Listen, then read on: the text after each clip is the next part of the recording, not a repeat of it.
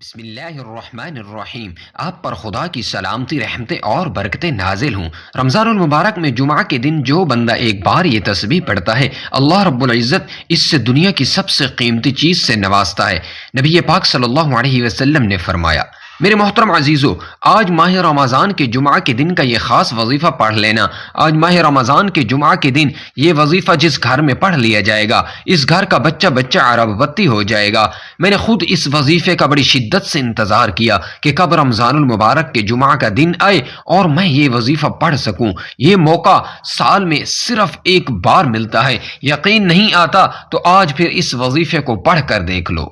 میرے عزیزو، رمضان المبارک جو کہ رحمتوں اور برکتوں والا مہینہ ہے، جو لوگ رمضان المبارک کے جمعہ کے دن اللہ کریم کو راضی نہ کر سکے، وہ آج ماہ رمضان کے جمعہ کے دن کا یہ وظیفہ لازمی پڑھیں۔ رمضان المبارک کے ہر گھڑی قبولیت کی ہے۔ رمضان المبارک اللہ رب العزت کا لاڈلا مہینہ ہے۔ اللہ کریم قرآن پاک میں فرماتا ہے کہ رجب رب کا مہینہ ہے، شعبان رب کے پیارے حبیب کا مہینہ ہے، اور رمضان پوری امت کا مہینہ ہے۔ آج رمضان المبارک میں اللہ رب العزت سے خزانے لوٹنے کے لیے، اللہ پاک سے اپنی حاجات کو پورا کروانے کے لیے ایک وظیفہ لے کر آیا ہوں کہ جو شخص کہتا ہے کہ مجھے وظیفہ پڑھنا نہیں آتا، مجھے اللہ کریم سے مانگنا نہیں آتا، میرے گھر کے حالات ٹھیک ہونے کا نام نہیں لے رہے، برسوں کی رکی ہوئی حاجات اور خواہشات، برسوں کی ادھوری خواہشیں آج صرف ایک دن کے اندر پوری ہو جائیں گی انشاءاللہ۔ آج رمضان المبارک کی جمعہ کے دن یہ وظیفہ کسی صورت میں چھوڑنا مت۔ میرے پیارو، یاد رکھنا کہ ماہ رمضان کے جمعہ کے دن کا روزہ سال میں صرف ایک بار آتا ہے، اور یہ موقع جس انسان کو ملتا ہے وہ خوش نصیب ہوتا ہے، خوش قسمت ہوتا ہے۔ اللہ والے فرماتے ہیں کہ رمضان کے جمعہ کے دن یہ وظیفہ ہر کسی کو پڑھنے کی توفیق نہیں ہوتی۔ اگر آج آپ کو رمضان کے جمعہ کے دن یہ وظیفہ پڑھنے کی توفیق ہو جاتی ہے تو سمجھ لیں کہ آپ اللہ رب العزت کے پسندیدہ بندے ہیں۔ اللہ تعالیٰ آپ کو نوازنا چاہتا ہے، اللہ تعالیٰ آپ سے راضی ہے۔ میرے پیارو، یہ وظیفہ میرے کہنے پر ایک بار لازمی پڑھنا۔ یہ وظیفہ طاقتور اور مجرب وظیفہ ہے۔ رمضان المبارک کا جمعہ آ گیا، کتنا خوش قسمت ہے وہ بندہ جو اتنی قبولیت والے دن میں صرف 1-2 منٹ نکال کر اس تسبیح کو پڑھ لے گا۔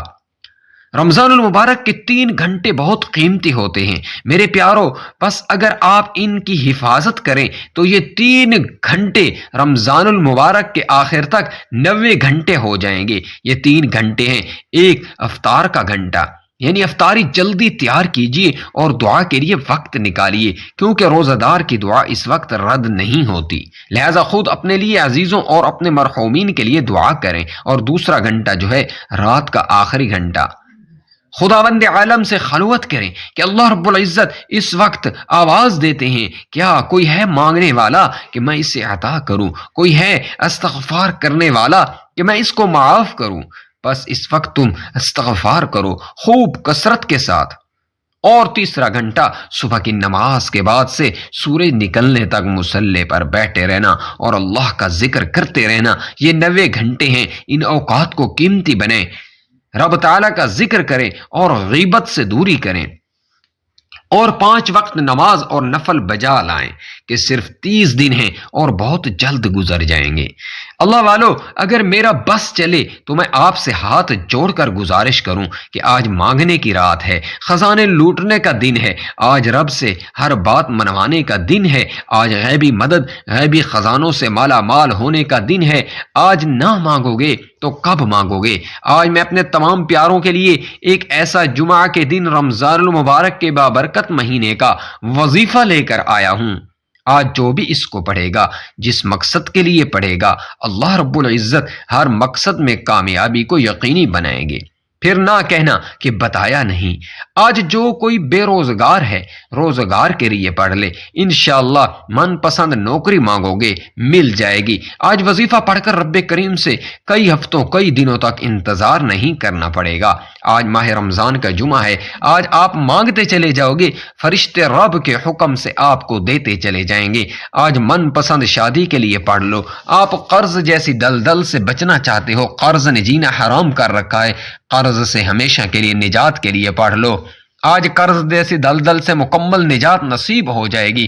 آج جو کوئی پریشان ہے، بیمار ہے، لاچار ہے، لا علاج بیماری میں مبتلا ہے، آج کے دن اپنی لا علاج بیماری کے لیے پڑھ لو، نافرمان اولاد کے لیے پڑھ لو، نافرمان شوہر کے لیے پڑھ لو، گھر میں سکون اور برکت کے لیے پڑھ لو۔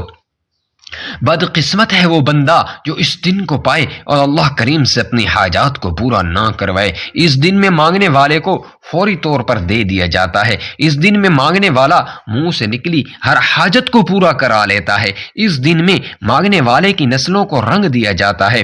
اور آج آپ بہت سے وظیفے پڑھتے ہوں گے، لیکن آج کے دن جو تسبیح، جو وظیفہ میں آپ کو بتانے جا رہا ہوں، ایک بار بتائے گئے طریقے سے پڑھ لیجئے، آپ کھلی آنکھوں سے معجزات دیکھیں گے۔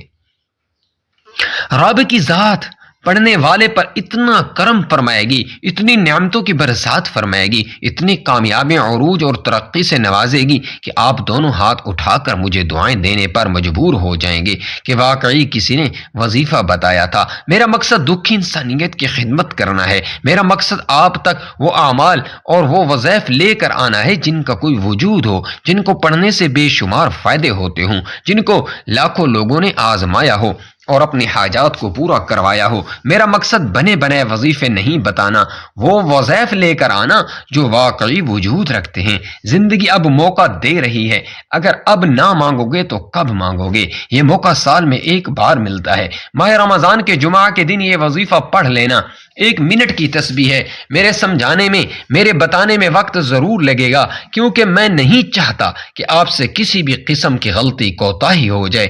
اگر آج یہ دن جو سال میں ایک بار آتا ہے، یہ قبولیت کی گھڑیاں چھوٹی سی لاپرواہی سے ضائع ہو گئی تو وظیفے کا فائدہ نہ ہوگا۔ اس لیے میری تمام عزیزوں سے گزارش ہے جو دکھیارے ہیں، پریشان ہیں، تنگ دست ہیں، آج رب کی ذات بندے کی نہ شکل دیکھتی ہے نہ اعمال کو دیکھتی ہے۔ اس دن کے صدقے، اس بابرکت مہینے کے صدقے تمام نسلوں کو رنگ دیتی ہے۔ جس گھر میں یہ 1 منٹ کی تسبیح پڑھی جائے، اس گھر کا بچہ بچہ ارب پتی بن جاتا ہے۔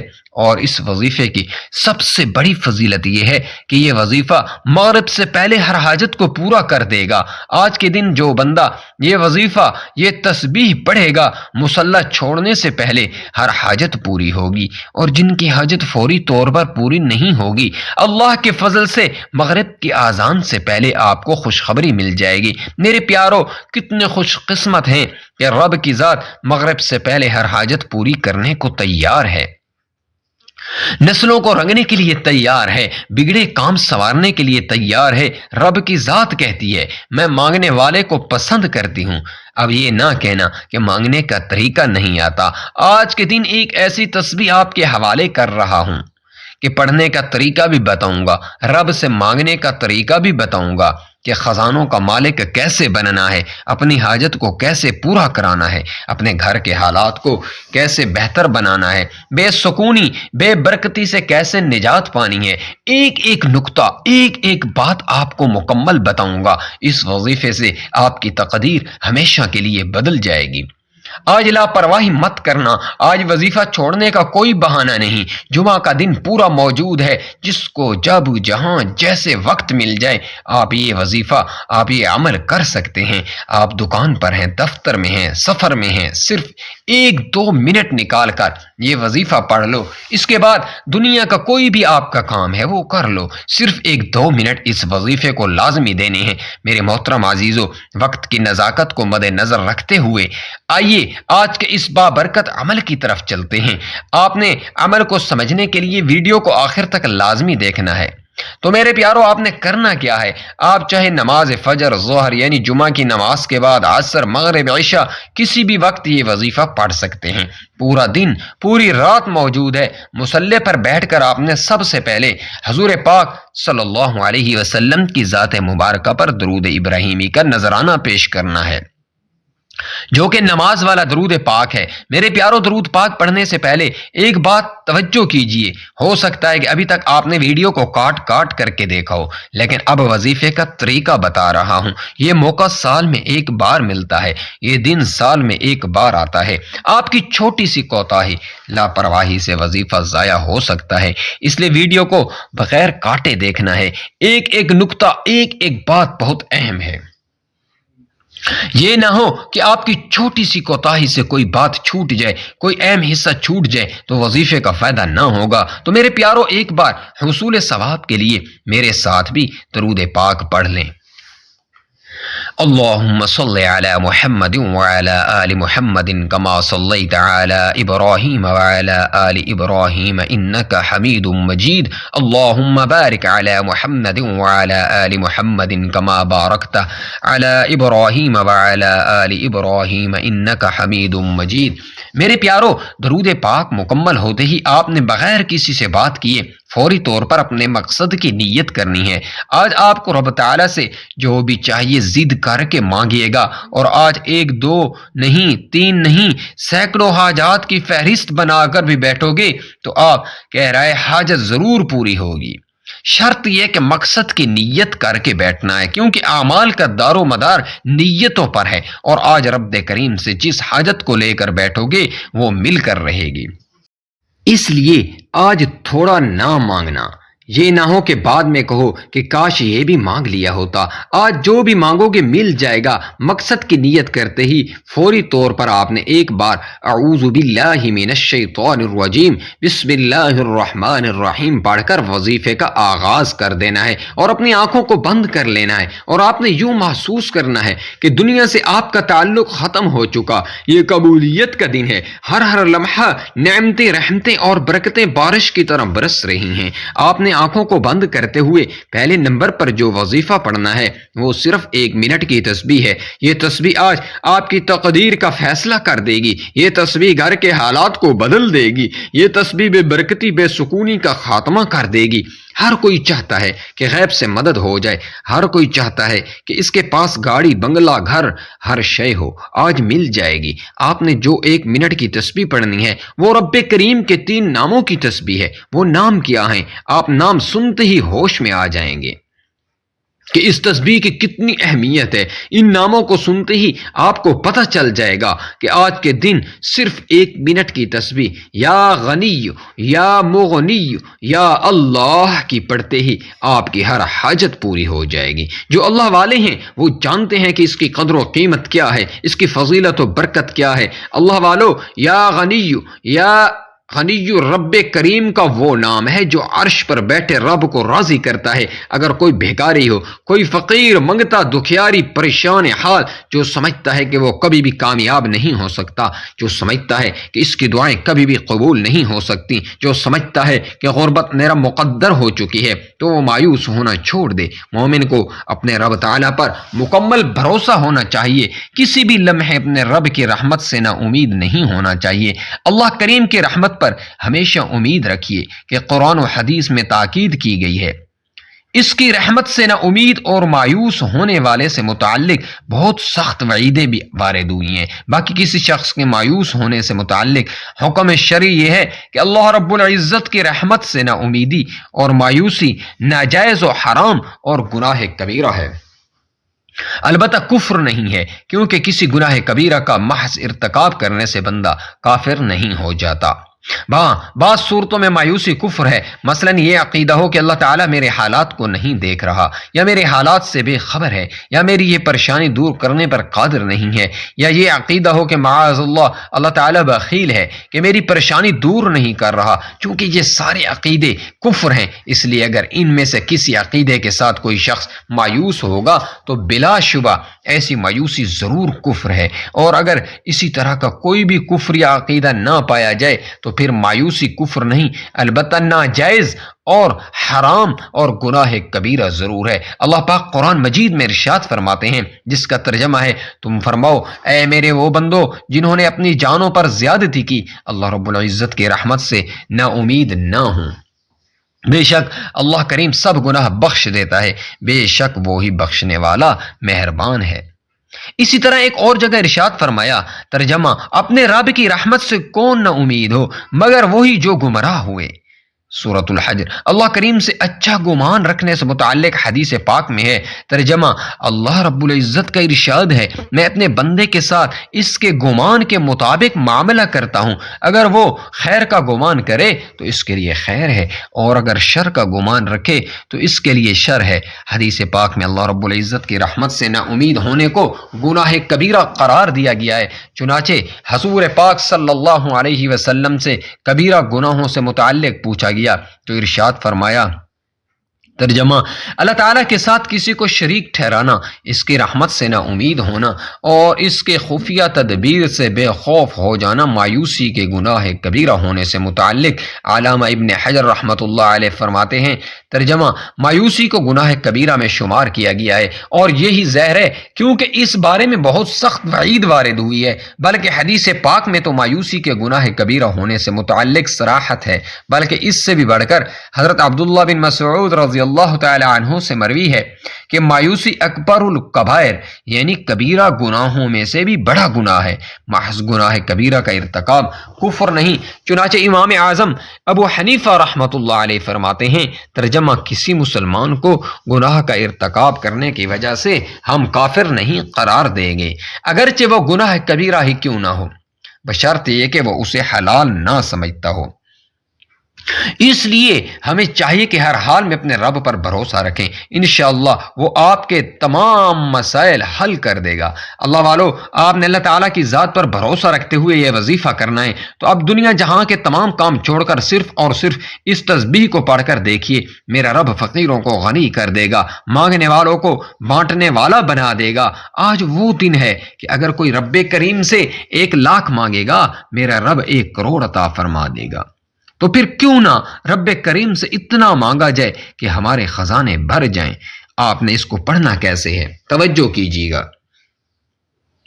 یا غنی، یا مغنی، یا اللہ کو عام تسبیح کی طرح نہیں پڑھنا کہ دانے پہ دانہ پھینکتے جاؤ، یہ وقت قبولیت کا ہے۔ اگر آپ چاہتے ہیں کہ آپ ایک تسبیح جو صرف 1-2 منٹ میں مکمل ہو جائے گی، ایک تسبیح پڑھ کر مغرب سے پہلے کامیاب ہو جائیں، ہر مقصد میں کامیابی پانا چاہتے ہو، مغرب سے پہلے اپنے گھر کے حالات کو بدلنا چاہتے ہو، تو آپ نے یا غنی، یا مغنی، یا اللہ کو اس محبت کے ساتھ پڑھنا ہے، اس عقیدت کے ساتھ پڑھنا ہے، اس توجہ دھیان اور دل کے ساتھ پڑھنا ہے کہ جب جب آپ کی زبان سے یا غنی، یا مغنی، یا اللہ نکل رہا ہو، آپ روتے ہوئے رب کریم سے مانگتے چلے جائیں۔ میں یقین سے کہتا ہوں کہ آپ کی کوئی خواہش ادھوری نہیں رہے گی۔ ہو سکے تو تسبیح کے دانوں پر پڑھ لو، اگر تسبیح نہیں ہے تو ہاتھ کی انگلیوں پر پڑھ لو۔ یہ ایک تسبیح 100 دانوں کی کرنی ہے، نہ کم پڑھنا ہے نہ زیادہ پڑھنا ہے۔ یہ تسبیح پڑھتے دوران